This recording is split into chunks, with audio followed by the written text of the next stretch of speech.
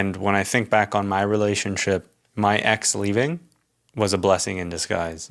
She actually did me a favor. At the time, I would have done anything to get her back. At the time, there wasn't anything I wouldn't have changed, moved, said, done to fix that relationship. Now, sitting where I am today, I am so thankful that it happened, because when I reflect on the Samir that existed in that relationship, for the last year and a half, 2 years of that relationship, I was deeply unhappy.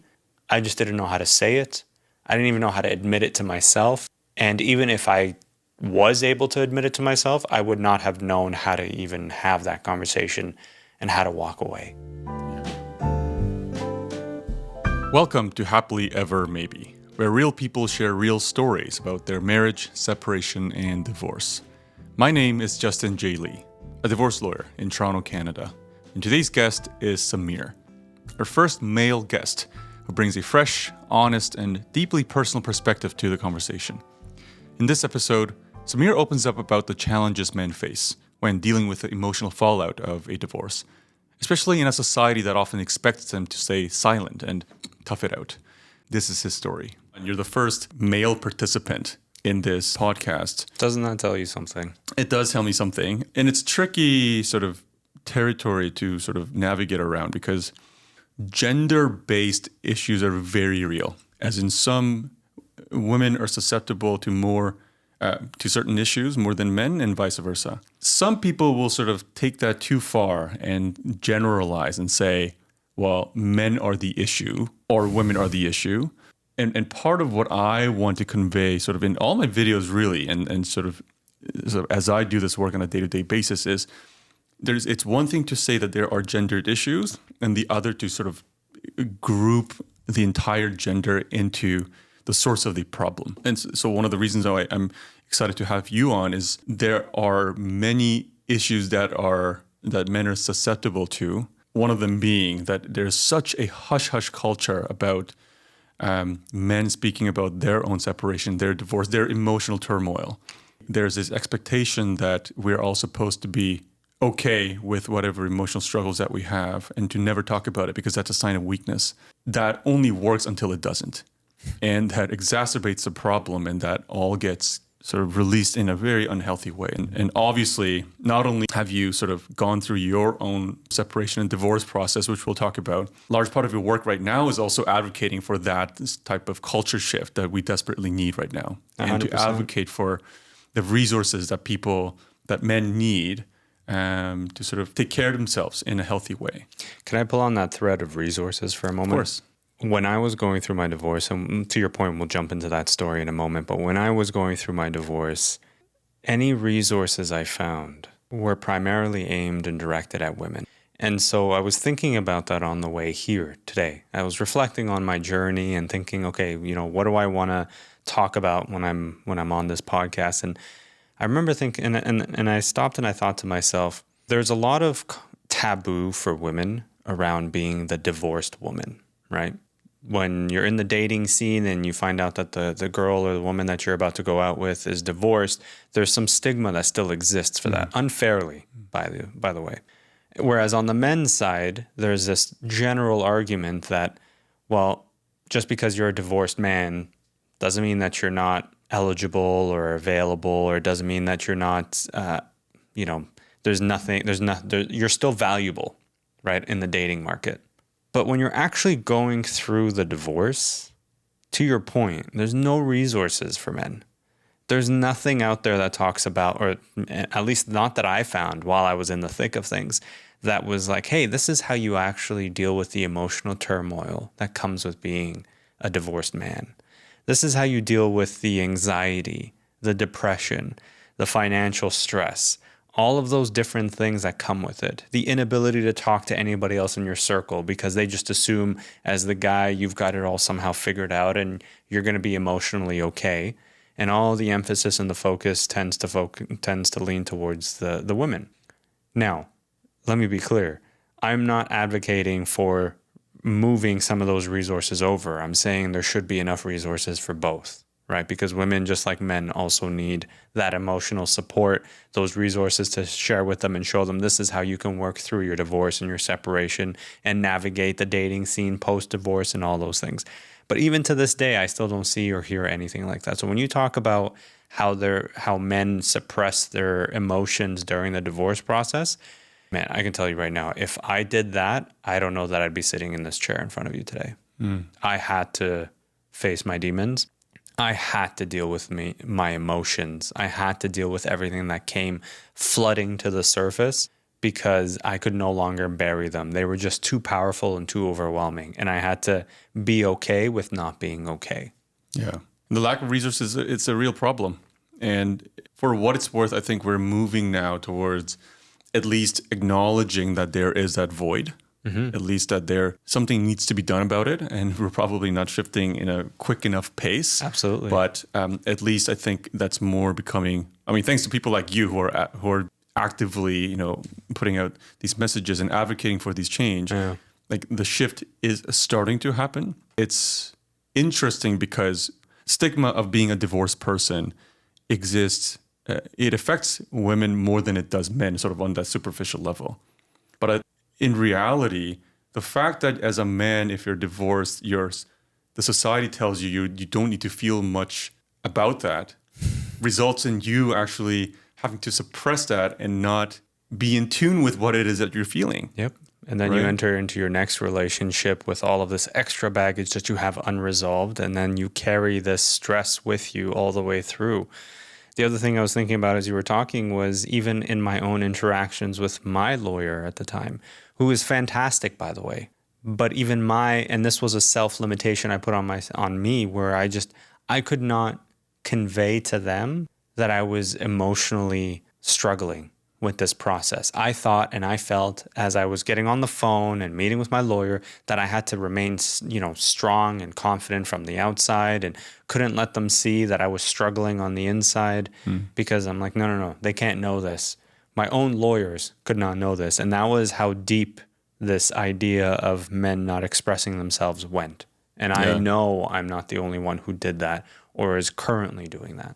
What we've been conditioned to do is if a buddy of ours, a really good friend, comes to us and says something really, deep and meaningful, and we don't know how to respond to it, we make a joke, right? It's a defense mechanism. Yeah.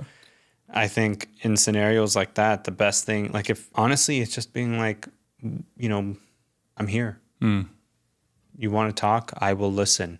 You want to sit in silence? I will sit in silence with you. And so how long were you married, Samir? I was married for about 3.5 years. Yeah. And I was with my partner for about a total of 10 years, including being married. And how long ago was the separation?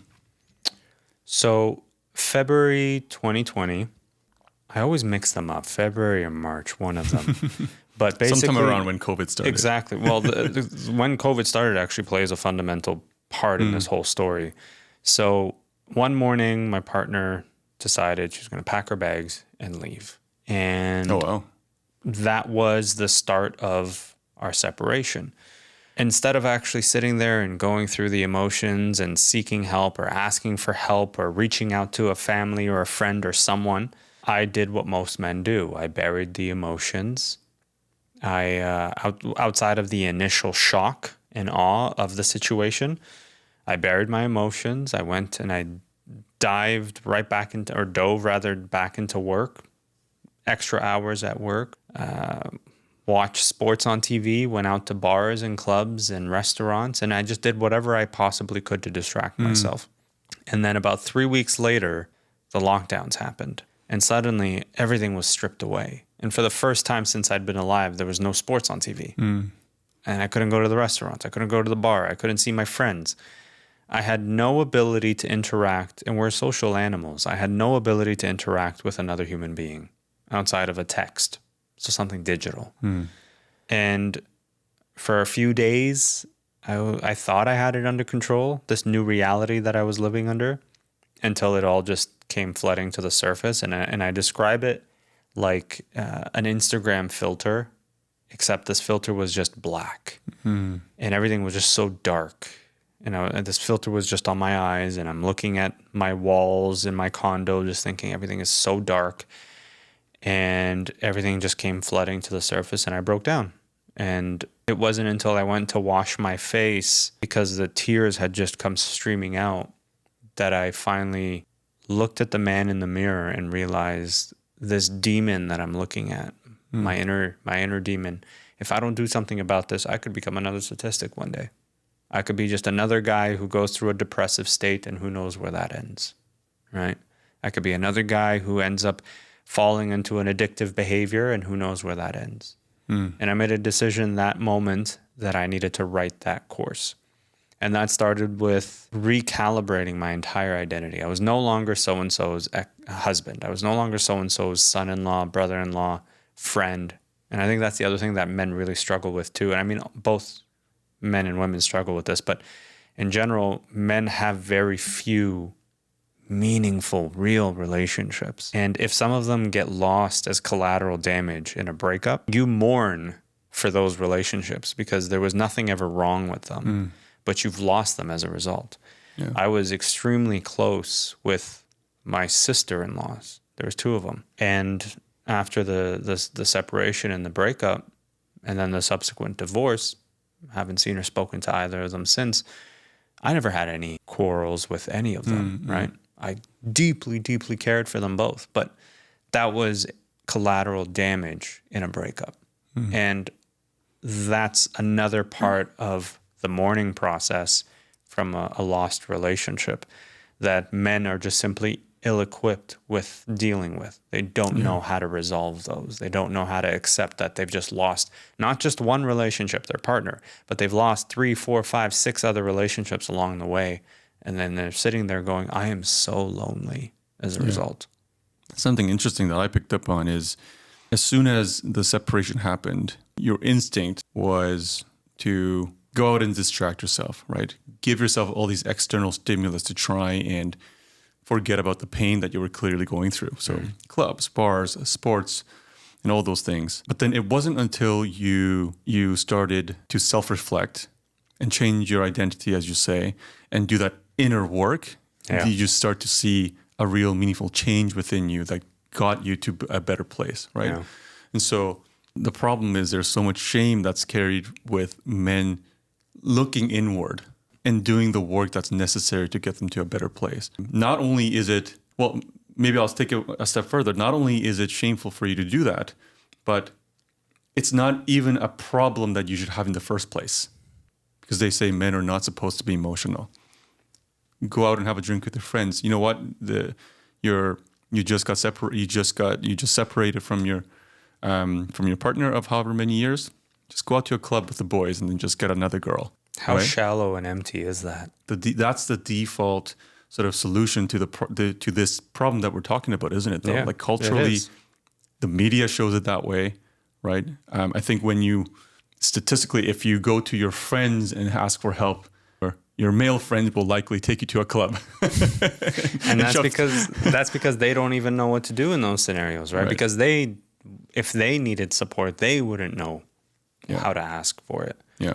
And I think that speaks to a societal problem and a bigger problem that men for so long have been conditioned and taught to bury the emotions, to remain strong on the outside. Yeah. And that comes at a cost to our souls. Yeah. Right? By the time we hit full adulthood, we've been burying emotions. We've got 20, 30, 40 years worth of experience burying our emotions, some obviously much longer. What do you think happens in those scenarios? Those stress toxins, all of that stress that you're bottling up inside of you will lead to mental illness. It'll lead to physical illness. You'll be emotionally not stable. That's for sure. You won't know how to show up in a relationship properly.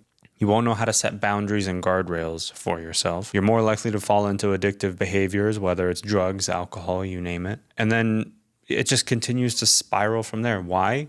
Because you're afraid that some guys that you don't even really have a real relationship with will, call you weak? Think that you're not man enough? The true test of what a man is a man who is emotionally regulated. And I'm not talking about control your emotions to the point where you're able to just brush them aside. No. You work through your emotions and then you can continue to move forward. You had a bad day, bad week, bad month. You take the time to deal with that. You understand what happened, you understand why it happened, and you understand how it affected you and how you're now responding to those things and how it's making you behave both for yourself and for others in your network, in your circle. Once you've resolved those issues, you are now a stronger man.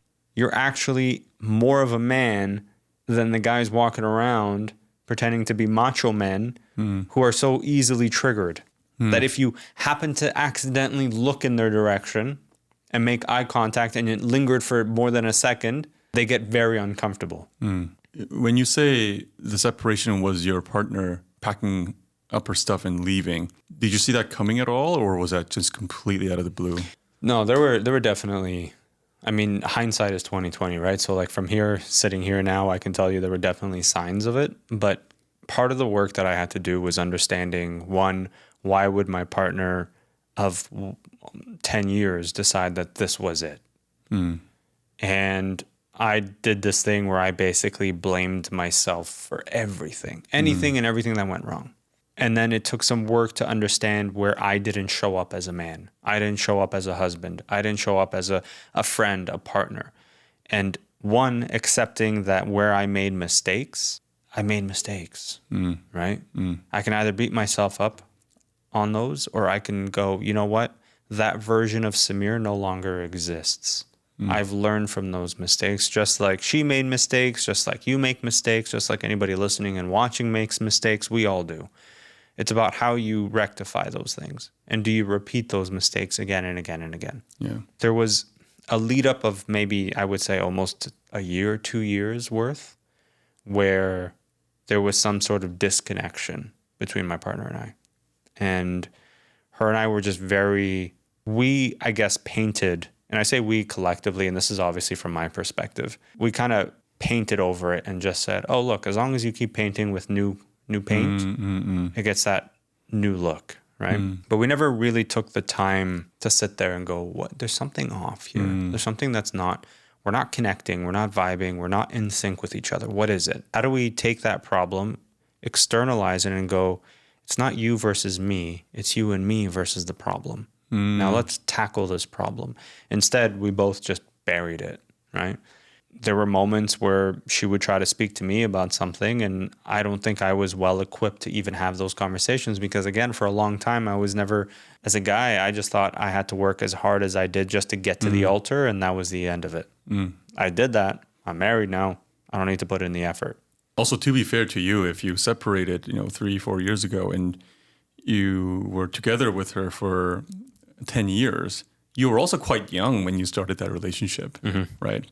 Lack of resources aside, as a young person, it's hard for you to have the experience and the level of maturity to do this impossible task of maintaining a successful relationship, as you probably can appreciate now, right? I mean, I was at a point where I was still learning about myself and growing. And there was a moment in our relationship where I was learning about who I wanted to become. And that changes things too. That changes the dynamics in a relationship. When you get married in your 20s, I mean, it's easy to quickly go, oh, look, well, our parents got married. Like my parents got married at 19 and 20. And you go, holy crap, like that's, like you did that at that age. I can't even fathom the idea of getting married at that age. But you're still developing, right? You don't know what type of person you really are in your mid-20s, I don't think. Unless you're fortunate and you're wise and more mature beyond your years, that's fantastic. And there are people who get married that young and live very healthy, loving lives, and that's fantastic. For the majority of people that I've interacted with, by their mid-20s, some into their 30s, are still figuring out what kind of person they are. Yeah. Right? What are my boundaries? What are things that I'm okay with? What are my green flags? What are my red flags? And even if you did have all the tools, and even if somebody is well equipped in all the way that they could be to be in a healthy relationship, sometimes life happens. Sometimes you grow apart, and that's to no one's fault, but that's just how it is, right? But that's, I guess, there is something to be said about the fact that part of the skill set that we all need to maintain a healthy relationship, I guess a part of that also includes one, knowing when the differences are too big and to be able to exit out of that in a healthy way. And I'd love to get your take on this. And I think it's so important that everybody needs to keep in mind that separating or getting a divorce if you're married is a possibility. That Always. is a possibility, cannot escape your mind. And I don't mean that in a sense that you should live in fear of separation all day, every day, but you should never take the relationship for granted in a sense that you know that a divorce is never an option. And I did that. I lived with this impression and this idea that no matter how I didn't show up as a husband, as a partner, as a friend, there's no way it's going to get to that. There's no way. Until it did. And I was shell-shocked by it. And perhaps if I didn't live under that ideology of like, there's no way I'm going to get divorced, perhaps that would have motivated me a little more at a younger age to, with more intention, better learn to show up in my relationship, to communicate better, to also learn just simply how to be in a relationship, which I think we often struggle with as well. I mean, it's this funny dynamic that we have, and I don't know how this came about or what the solution is, but the person that you're with, whether it's your partner or your spouse, they are supposed to be the one person in your life that's got your back, that knows you best, that is literally in it with you for this thing called life. And so you would think logically that person should get the most of your attention, should be a priority on your list. But in reality, for some reason, it reverses, and we sort of take comfort in the fact that that person will always be there for us because they're our life partner. But then they drop in the level of priority that we assign to them. And so, like, how often do you hear somebody saying, "Oh, I have to cancel date night tonight because my boss just dropped this giant file on my desk and I got to get it done by next week"? Very often, and nobody bats an eye. Work always comes first. But how often do we hear somebody say to their boss, "This is going to have to wait because my wife is waiting for me at home with the dinner that she cooked for a date night"? It's not within our culture and our society to have those kinds of, but you're absolutely right. I think it was Esther Perel who said, if we were to treat our businesses the way we treat our personal relationships, we would all fail in business. And if we treated our personal relationships, our romantic ones specifically, the way we treat our business ventures, we would have the most fulfilling and prosperous personal relationships. Yeah. Because we would actually dedicate time to them, right? And I did this too. I did this thing where I would put all my energy into everything else I was doing, and whatever I had left, I would give it to my partner. Yeah. And that's not fair, right? I wouldn't want that if I was on the receiving end of it. Yeah. But I just assumed that was the way things were done. Yeah. Because nobody talks about it. Nobody There's talks no about it. resource. There was no one to show me. And, it'd be easy for me to sit here and go, well, my dad didn't show me, but my dad didn't have a father to show him. His father passed away, right? So if he didn't have anyone to show him, he couldn't show me. Even if he wanted to, he couldn't. Yeah. And I didn't have any good male friends in my circle that I could turn to say, hey, man, can we talk about this? I'm really struggling in my relationship right now. We're just not vibing. We're not on the same page. Have you gone through something like this? Do you have any advice you can share? And they go, yeah, actually, this happened to me a few months ago. This is what I did. Or this is what I did. You shouldn't do that because it ends up turning out really poorly.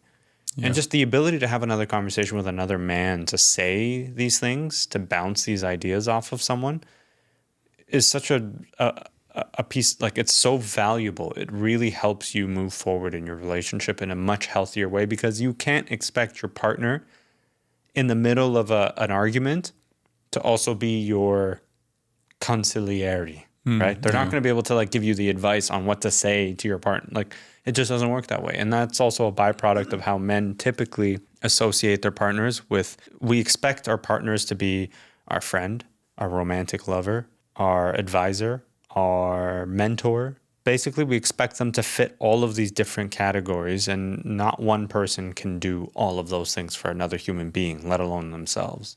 Yeah. One thing I ask my partner now, and I ask this to all my friends, like if she's having a hard time with something, I'll say to her, do you want support or do you want advice? Because it's either we resort to humor to sort of lighten the mood, or we immediately jump into advice mode. Do this, this, this, this, and this. And sometimes on the receiving end, you don't want that. You need someone just to listen to you. I just need you to hear that I'm struggling. I just need you to hear me tell you that I'm not feeling okay. I'm deeply concerned. I'm frustrated. I'm angry. I'm sad. I'm afraid. All of these emotions. And I just need you to sit there and just listen to me talk. Yeah. It's funny, isn't it, that all it takes is like that simple, explicit direction. Yeah. That It's inquiry. so simple. Yeah. Like literally just few words to say, do you need support or advice? Without that, people assume, and when people assume, they start to sort of venture into territories that they weren't supposed to get into, and then resentment builds, miscommunications happen.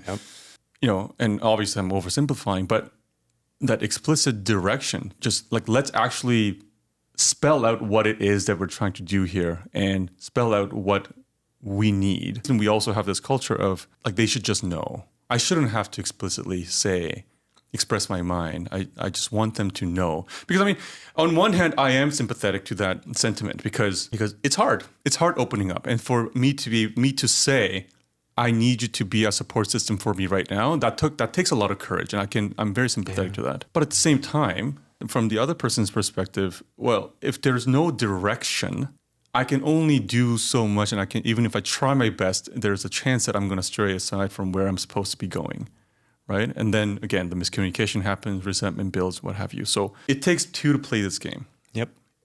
Both people need to be able to open up to another, whether as a giver or the receiver, and to be able to be vulnerable.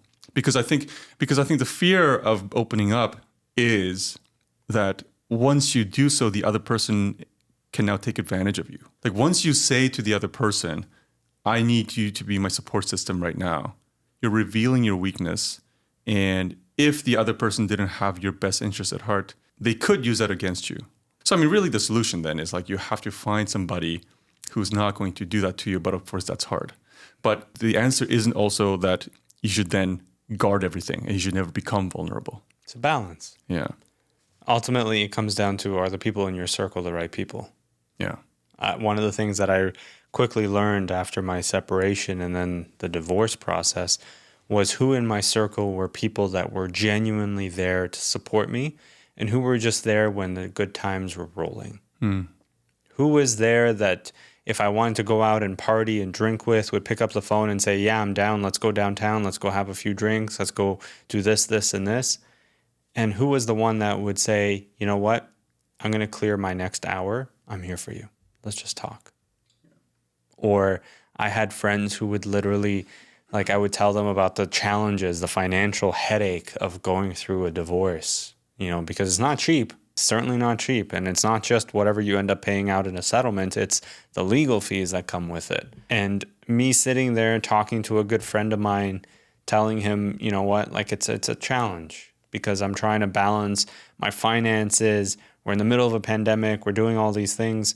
And I'm like, he asks me, this is a real example. He asked me, do you want to go grab lunch? And I'm like, honestly, I shouldn't. Not because I don't want to, but because I can't afford to spend that right now. And half an hour later, there's a knock on the door and an Uber Eats delivery guy dropped off sushi that my friend ordered for me. And I just thought, what an incredibly kind and thoughtful gesture. Yeah. Just to do something like that. Yeah. I had another friend, a really, really good one. I was talking to him about how I was trying to manage my finances during this process and how I started delivering food on Uber. It was the pandemic. You couldn't get another job. I was working this incredibly well-paying government job, but I still needed more money because between the pandemic, locking everything down, between being now solo, covering the mortgage and all these things and all these added expenses, the legal fees and all these things, I'm like, I need to make more money. The only thing that I could do was basically deliver food on Uber because it was an essential service. And I remember telling him, I'm so tired. I'm exhausted. I'm drained mentally, emotionally, physically. But tonight I have to go and work Uber. I just finished my shift. And he said to me, he's like, Samir, how much do you make on Uber? I'm like, well, it averages from like $20 to $25 an hour. Not nothing, but enough to like help me get by with that extra amount. And he's like, and how many hours were you planning on working tonight? I'm like, I don't know, 4 or 5. He e-transfers me $100. And he goes, take the night off. That's the money you would have made. And I was just dumbfounded. Yeah. I sent him the money back. I'm like, this means more than you can ever imagine. But it reinforces this idea that when you have the right people around you, they will be with you through thick and thin. And if you have the right circle of men around you, you can confide in them these topics, these conversations, and they will form your backbone. They will be your foundation. They will hold you up on their shoulders and help you through it. And they will help guide you to the part where you can now finally, you're ready to take it on again. Yeah. And that's what it means to have the right group of people around you. Yeah. And how incredibly lucky that you had that support system too, right? Somebody. I had to find it though. Yeah. It wasn't like it was just sitting there the whole time, right? There was a couple of friends that I had known for a long time, but our relationship was not all that deep. It was fairly surface level. And then there were relationships that I cultivated while I was on this journey of trying to become a better man, a better version of myself, that I would meet these other people and just build these real connections with. And some of them are my best friends to this day. Yeah. And it formed on the basis of we're all just trying to be better versions of ourselves. And that thread has followed me into basically everything I do today, from the podcast to the speaking to the coaching to all of these things. It's all from the foundational point of how do we become better versions of ourselves?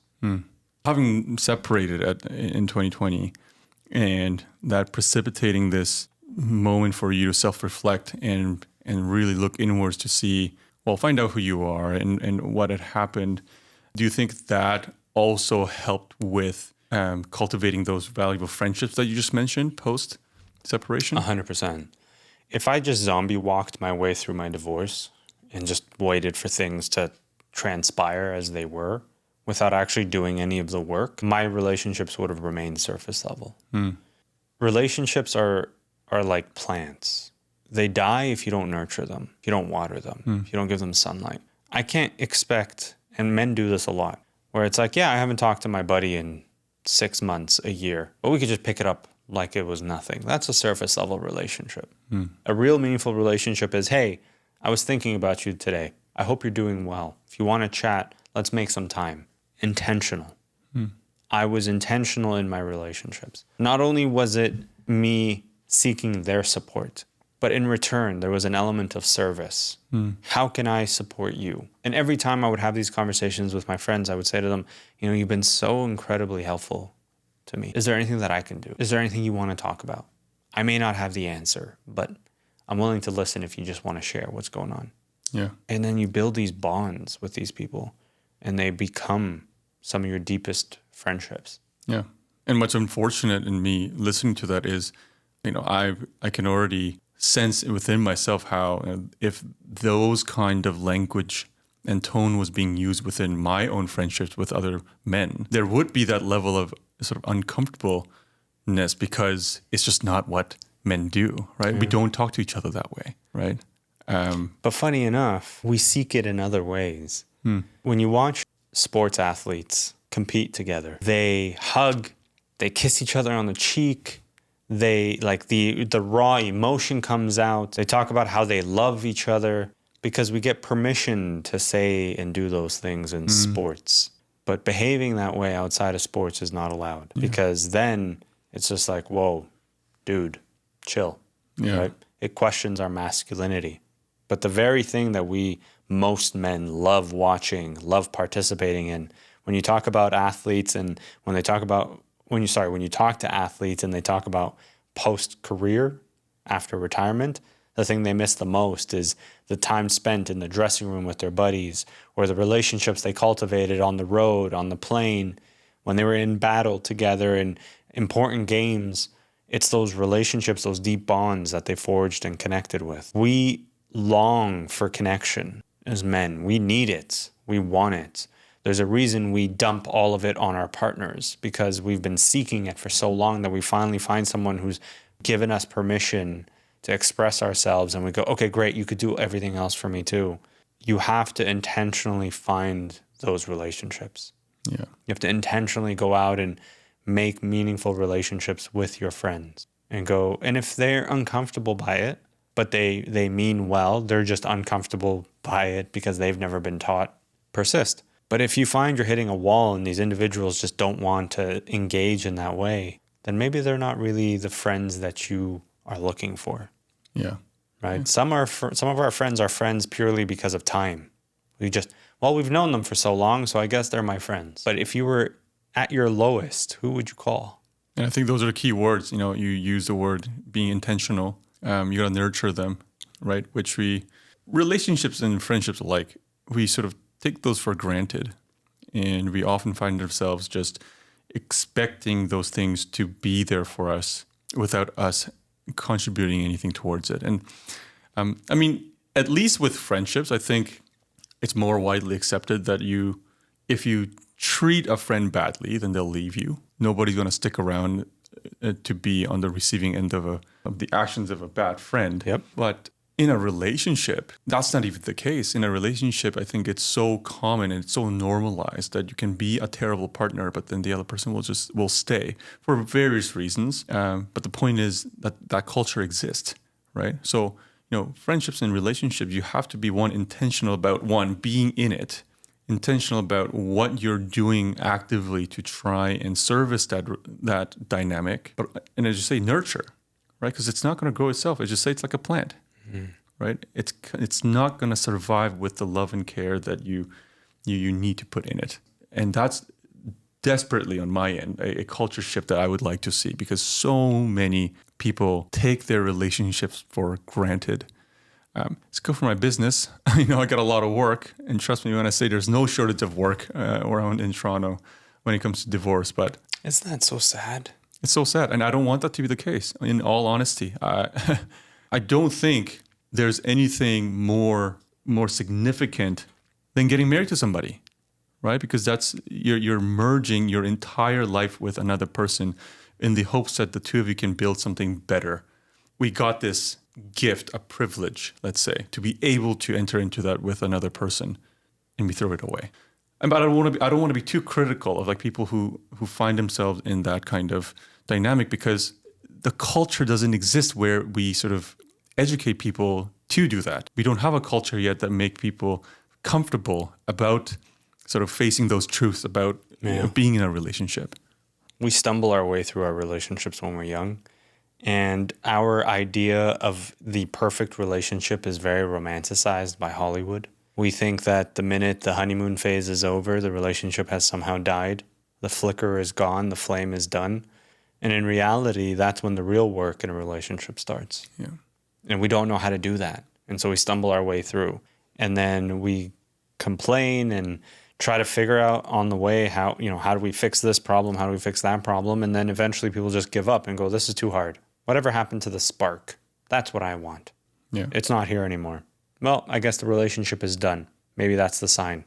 On to the next. Yeah. And we jump from relationship to relationship to relationship without really forming a proper foundation. We don't ever develop the ability to communicate properly. We don't ever develop the ability to break up with someone. Guys are notorious for not knowing how to break up with someone. Yeah. We either behave like idiots in the hopes that the girl will break up with us, and then that way it saves us the trouble of doing it. Or we keep ourselves in these miserably unhappy relationships because we don't know how to say, this is not for me anymore. Yeah. And when I think back on my relationship, my ex leaving was a blessing in disguise. She actually did me a favor. At the time, I would have done anything to get her back. At the time, there wasn't anything I wouldn't have changed, moved, said, done to fix that relationship. Now, sitting where I am today, I go, I am so thankful that it happened, because when I reflect on the Samir that existed in that relationship, for the last year and a half, 2 years of that relationship, I was deeply unhappy. I just didn't know how to say it.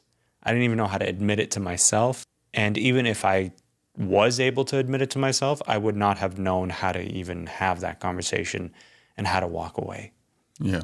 And post separation, you say there was a lack of resource. Looking back now, what were some of the things that you wish existed for you? Or let's start with this. Let's start with, what did you try and do at that time to seek out those resources only to find that there were none? So I spent a lot of time reading, listening to podcasts, watching YouTube videos. And this is outside of having the conversations with my close circle. And what I had to do to make it work was literally piecemeal from different places. I'd have to take this piece from here, that piece from there, and then try to piece them together in my head to make it make sense and understand. Because the podcasts were, about divorce, again, from a woman's perspective, or it was a female speaker. As articulate and well-spoken and informed as she was, what I really needed in that moment was to hear another man simply say, as a guy, this is how you deal with it. That you're probably going through it right now. That you're probably feeling the insides twisting and turning and going a mile a minute. That there's going to be mornings where you wake up thinking, okay, this is not as bad as I think it is. And then within half an hour, you're going to feel like the world is crashing on you. That the stress that comes from the financial element of it is so daunting. You feel like you can't ask anyone a question. You feel like everyone is just taking your money at this point. And what I needed was someone just to be like, hey, I've been through this. There's actually this is part of the process. It sucks. It's painful. I get it. I know it, but it's part of the process. And with time, it gets easier. And the only thing you can do to help yourself is to consistently put one foot in front of the other. Focus on building that resilience. Focus on healing yourself from the trauma that's coming. Because divorce is trauma. That's how I define it. Yeah. It's trauma filled. It will mess with your insides. It will mess with your mind. It will mess with your heart. It will mess with your emotions. You will have to work through all of that. And even to this day, I am still working through that. It's not an overnight process. It's like going to the gym. You don't develop a six pack, 2 days after starting your ab crunches. It's months and years of consistent work. It doesn't just stop. And every day you learn something new. And the things that you thought you understood, you realize you didn't understand. I needed guidance at that point. My best friends, I love them to death, but none of them had gone through what I was going through. So they could only do the best they could. What I needed was another man that I can turn to go, how did you deal with the emotional side of things? On the nights where you're just like, man, I just feel like everything is coming down on me. I feel like everyone hates me. Or how do I learn to live with the fact that I am the villain in someone else's story?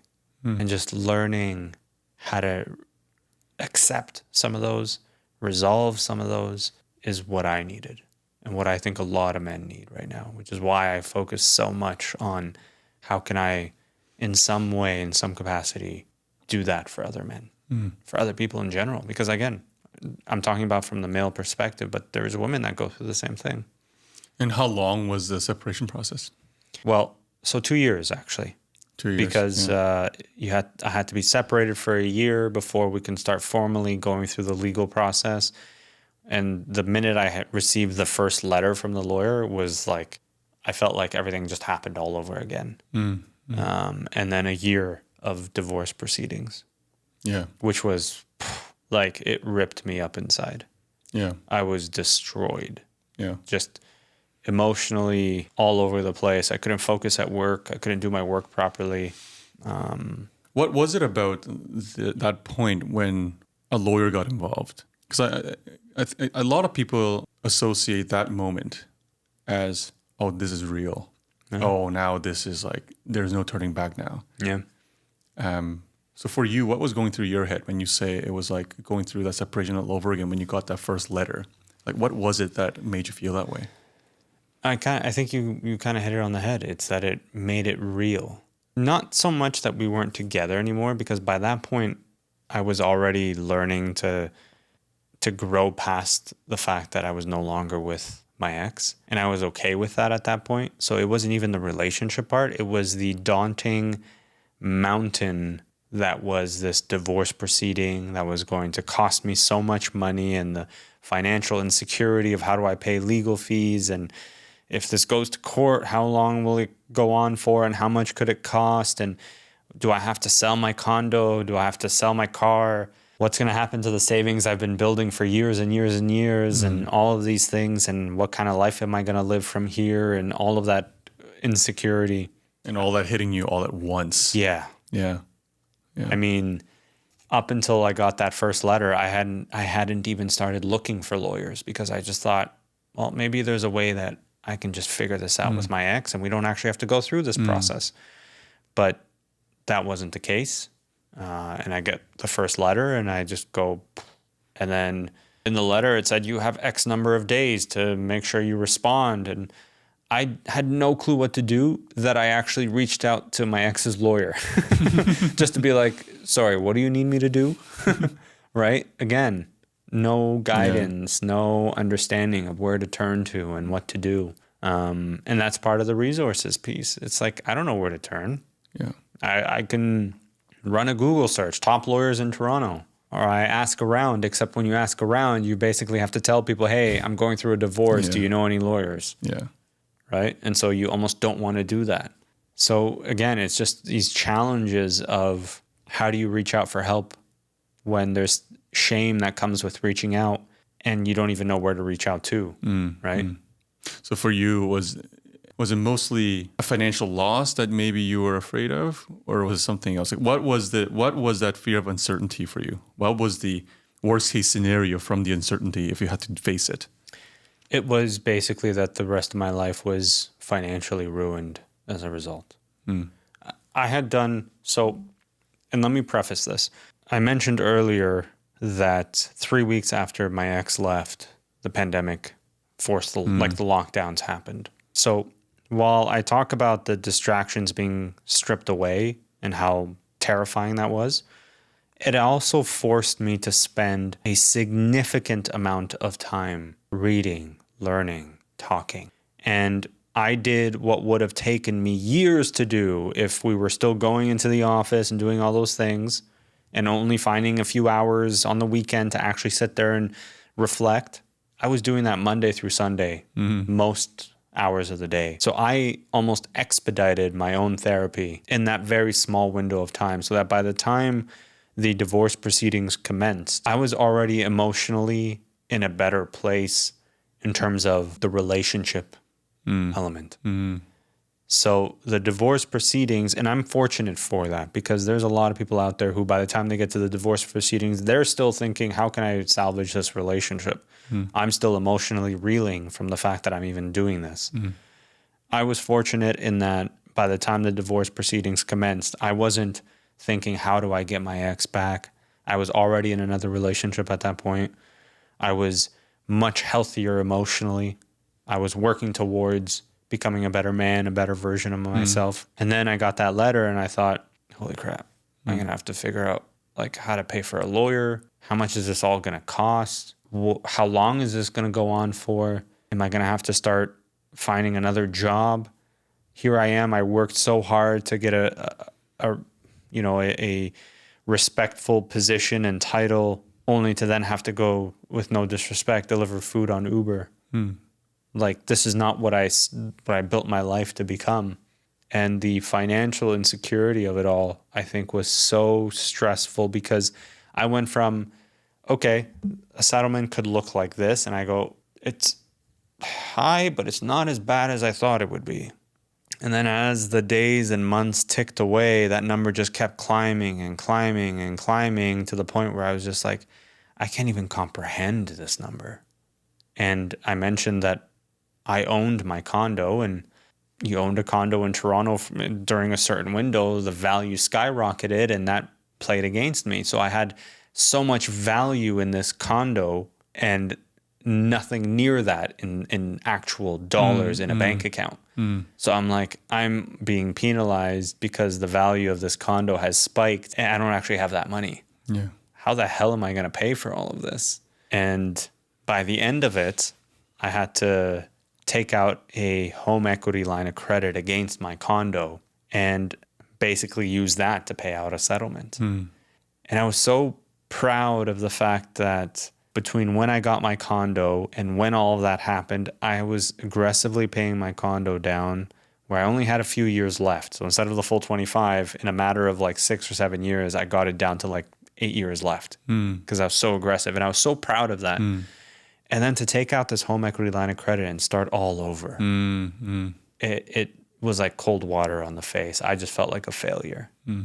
And that's when I decided I need to emotionally detach myself from the condo, being what it is, and just go, all right, Samir, there's a time and place for you to feel your emotions, and there's a time and place where you need to start thinking logically about your next step.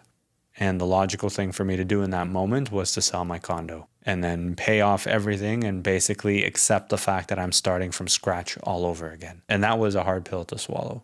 Yeah.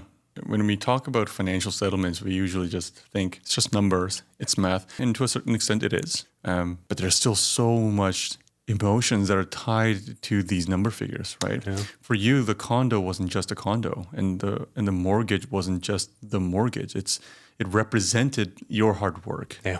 Represented what you invested into.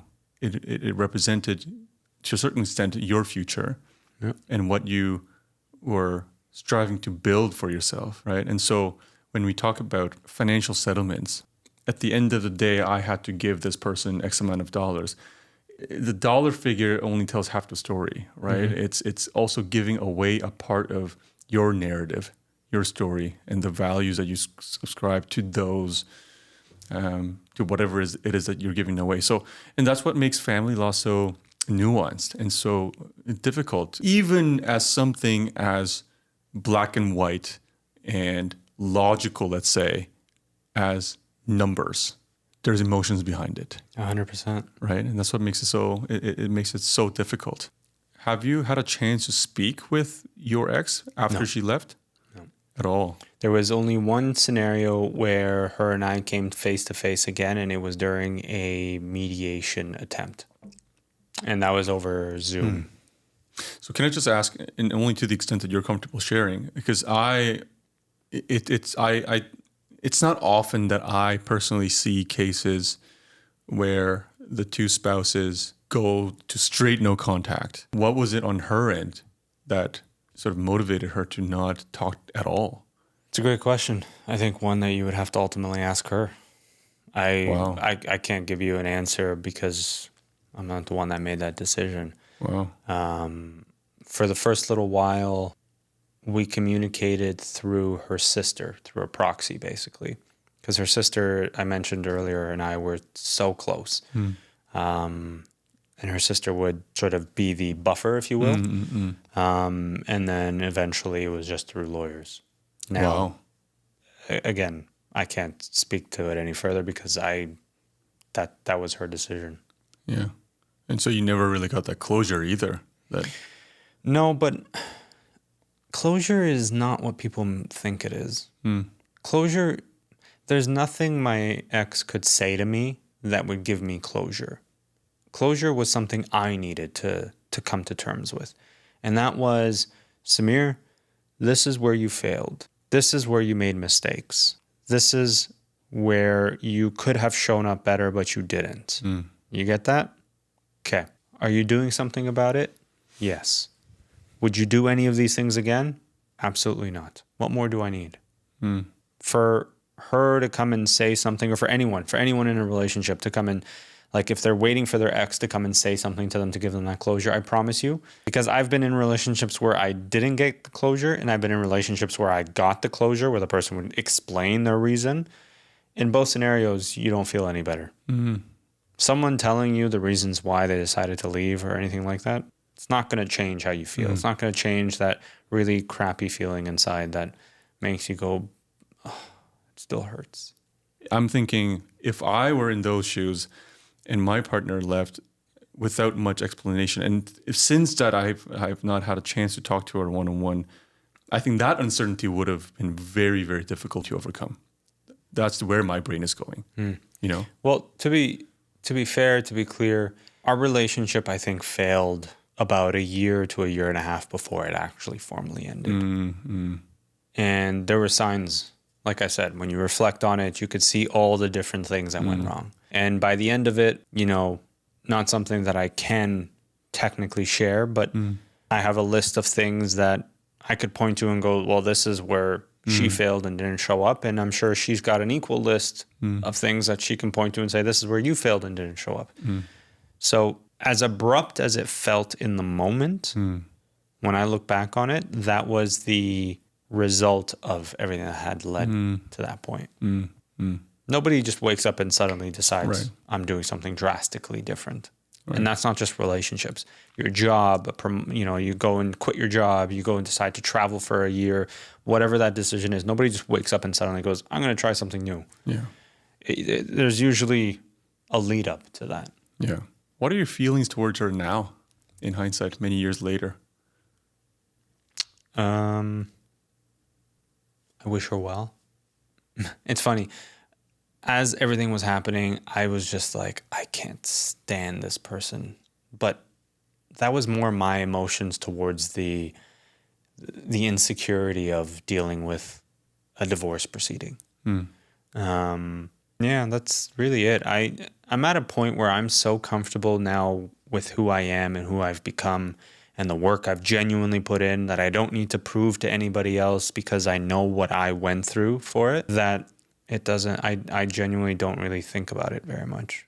Yeah. I can also very much appreciate that it took a lot of work for you to get to a place to feel that way. Yeah. And I, as somebody who's in this space and dealing with, as you say, trauma, because that's what divorce is, I can tell you it is very difficult. And a lot of people don't actually do the work necessary to get themselves to a better place. Yeah, and they end up hold staying, in a lot of that resentment towards the other person. They stay bitter. Stay bitter. There's a lot of hate. There's a lot of negative passion towards the situation.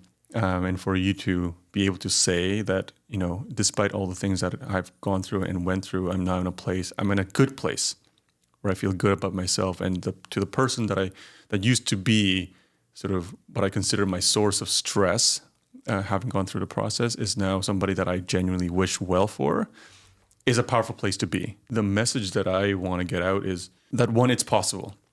Somebody 100%. Who finds themselves in your shoes right now, it's going to feel impossible. 1 minute you're going to feel maybe okay. The other minute you're going to feel like there's nothing that's going to happen that'll save you. But you're an example of how you can feel that way, but still make it out alive and be good and be in a good place. But obviously nobody's sort of sugarcoating it here. It's a lot of work. It's so much work and it Very never long, stops. right? Like I said, and even today as I sit here with you, just this morning I was listening to a podcast about relationships for the intent to continue my knowledge, my understanding of how relationships work so that I can learn to be a better partner in my existing relationship, in future friendships and business relationships, and you name it. Yeah. It's constant. It never ends. You should always be striving to become a better version of who you are. Yeah.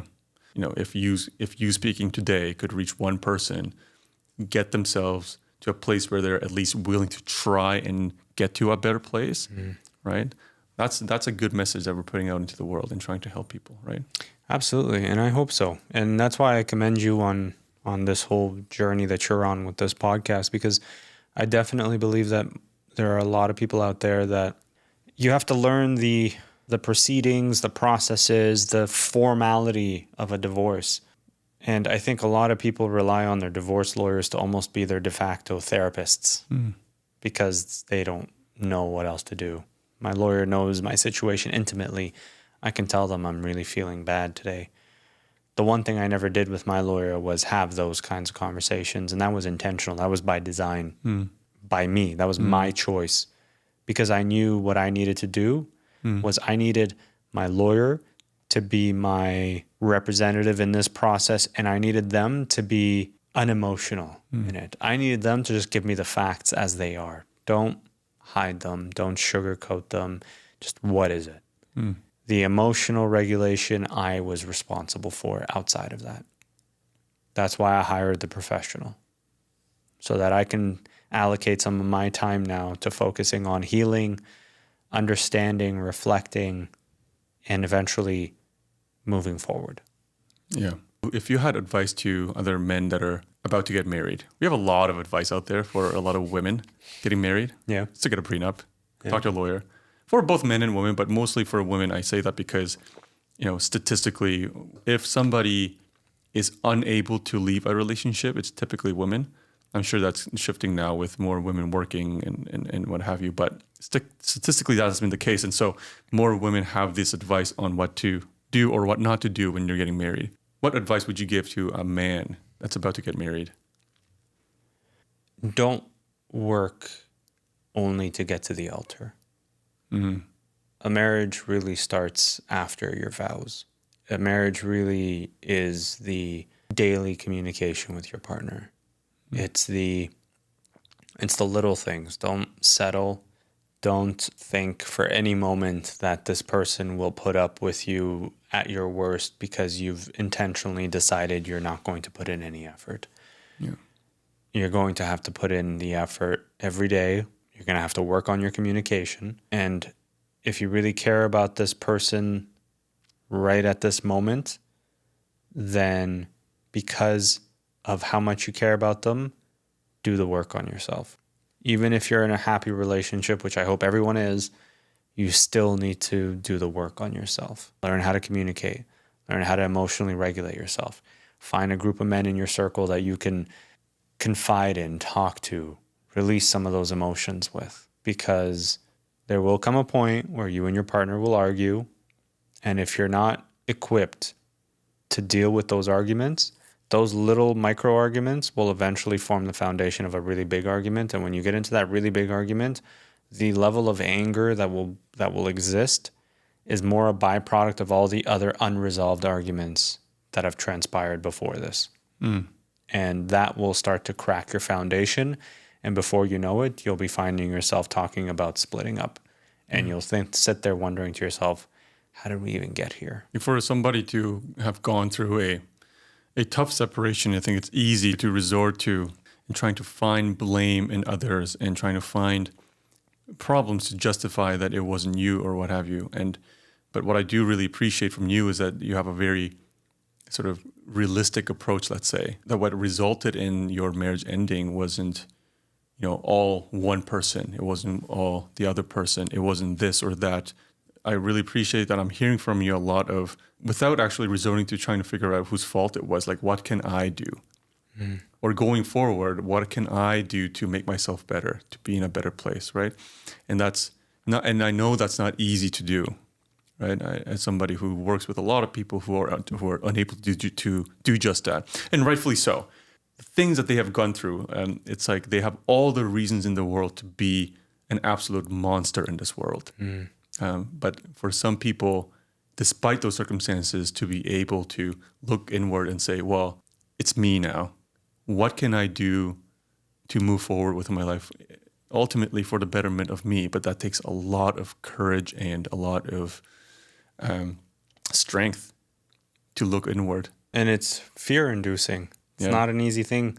You're going to have to come to terms with the fact that you've made errors. You're going to have to come to terms with the fact that you are the villain in someone else's story, and accept that you need to surpass, you have to overcome these things, and it's not going to be an easy road. Yeah. And anyone who, I'm always weary of these social media gurus of do this and you're going to excel in your relationships.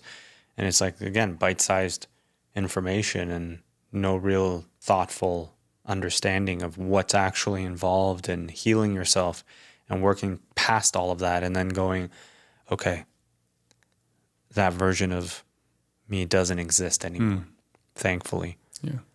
I'm not going to forget that I did that, because that's how I make sure I don't fall into that again. Now, how do I continue to grow as a person? Yeah. How do I become kinder, more thoughtful, more empathetic?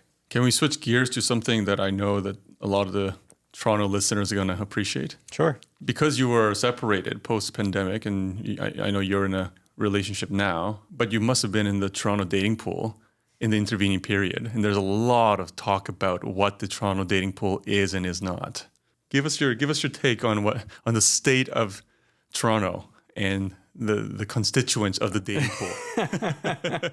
Okay. So I'll give you my experience on the dating apps because that's all I was able to use during the pandemic, right?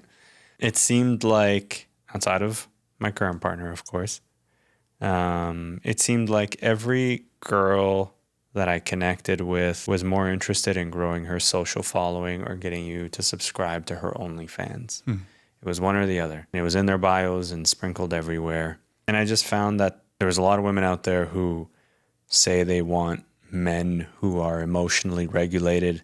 They want men who are, as they call them, high value men, which, I question that term a little bit. But when they come across a man who is comfortable in his skin, knows what his boundaries are, and lays out those boundaries and says, I'm not comfortable with X. I don't like the way you talk to me, or I don't appreciate the way you show up in this relationship this way. They don't exactly know what to do with that. And that was a bit of my experience too.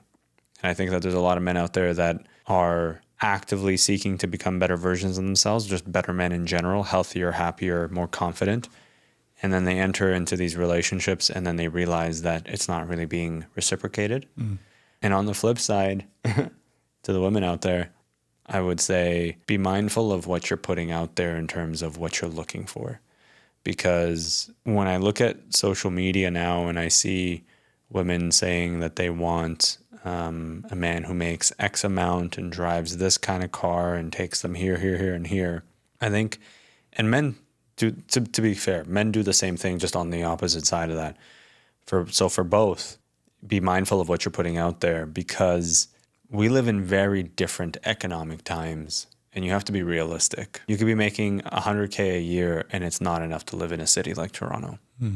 You still can't probably afford the rent on your place, plus a car, plus going out to fancy restaurants 5 times a week. It just doesn't exist. And the percentage of men who will acquire the type of wealth that people want is a lot smaller than people think. And that doesn't necessarily make those men failures. And I think a lot of young men entering the dating pool, seeing those things, seeing, if I don't drive a Lamborghini and make $100K and take my afternoon meetings from some island, then I've somehow failed and I can't show up in a relationship. So they immediately lose confidence in themselves. And so they're entering the dating pool with this chip on their shoulder. And then once they start to get rejected, they develop this sense of anger.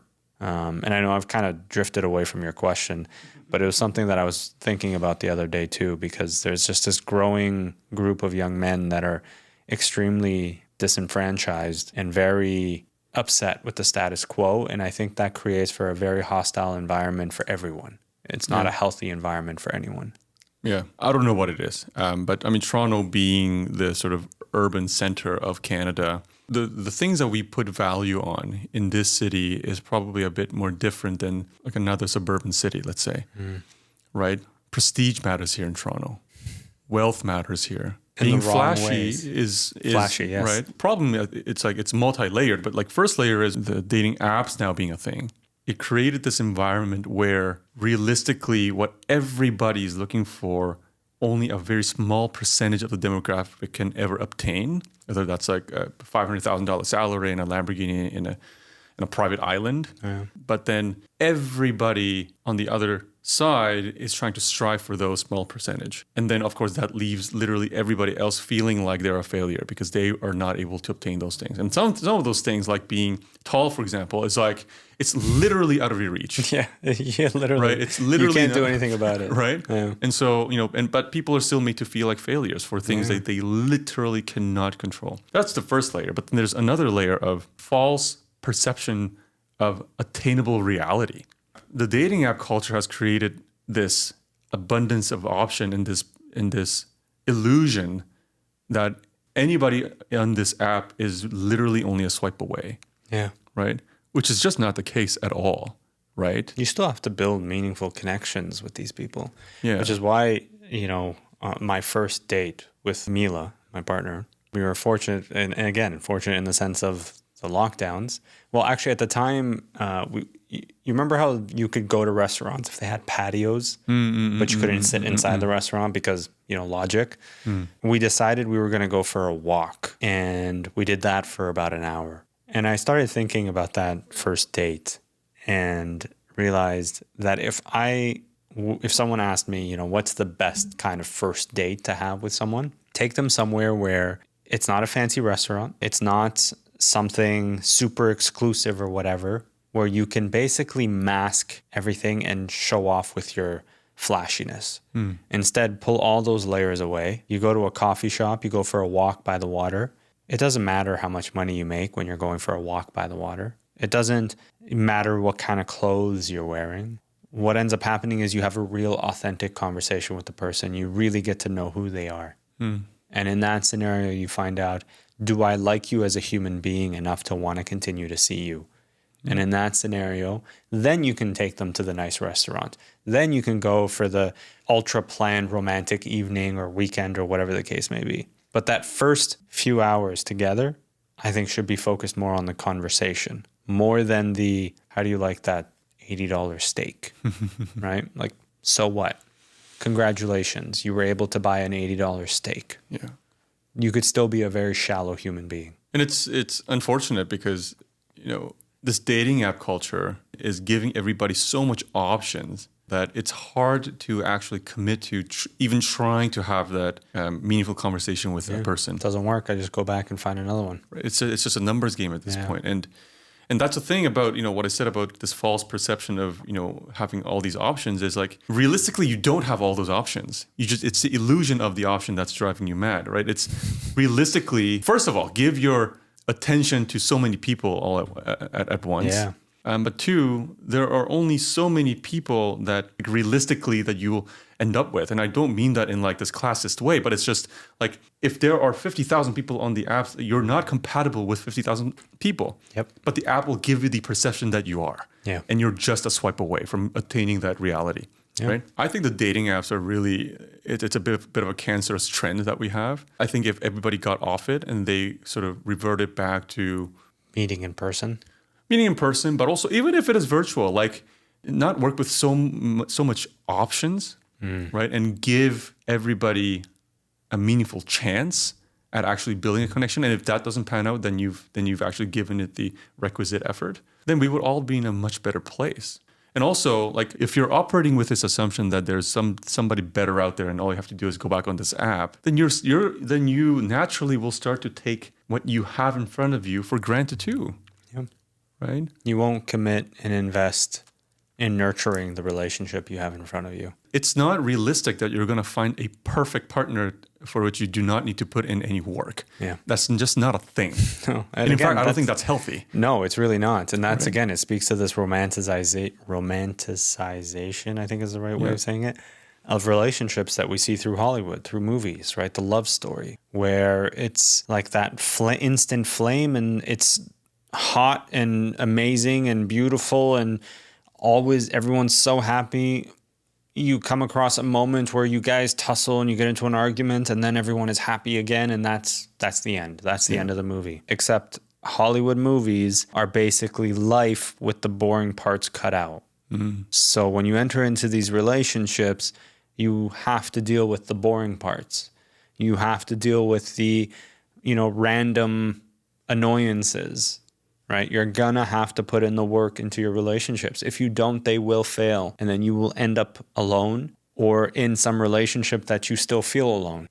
And if you don't put in that work, you really have no one to blame but yourself. Yeah. I mean, I remember after my split, I said to myself, I never, ever want to be in another relationship again. I just don't want to do it. And then I stumbled into meeting my partner, and it's been the best thing that's ever happened to me, but I still have to put in a lot of work. I have not been in cruise control this whole time.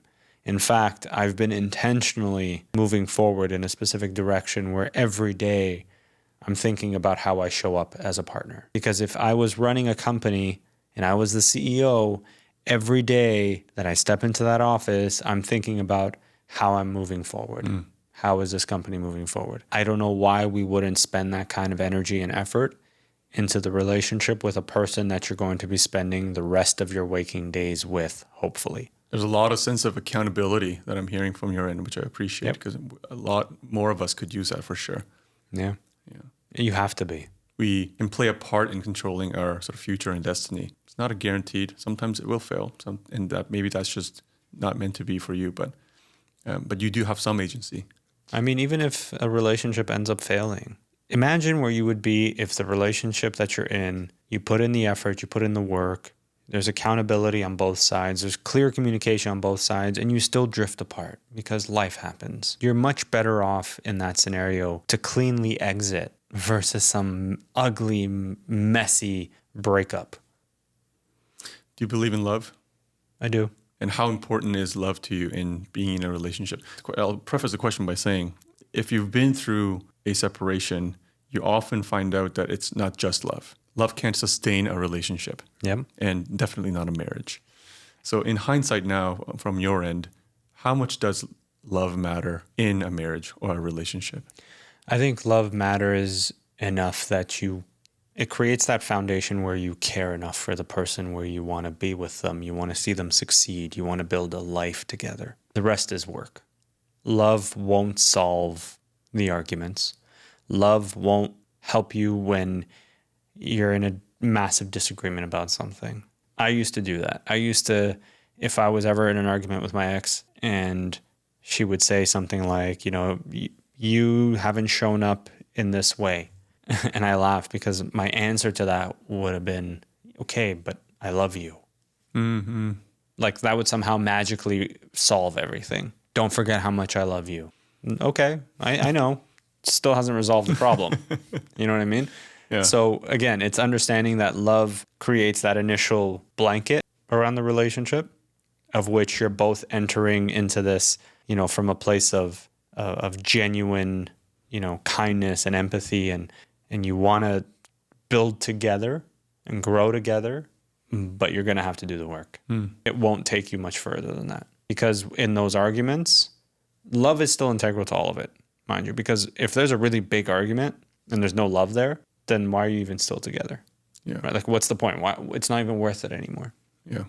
So it's a foundational piece, but you still got to do all the work after that. Anything else that you wanted to cover that we didn't get to? I want to say something to the men out there who are going through a divorce or a separation and right now feel like crap on the inside.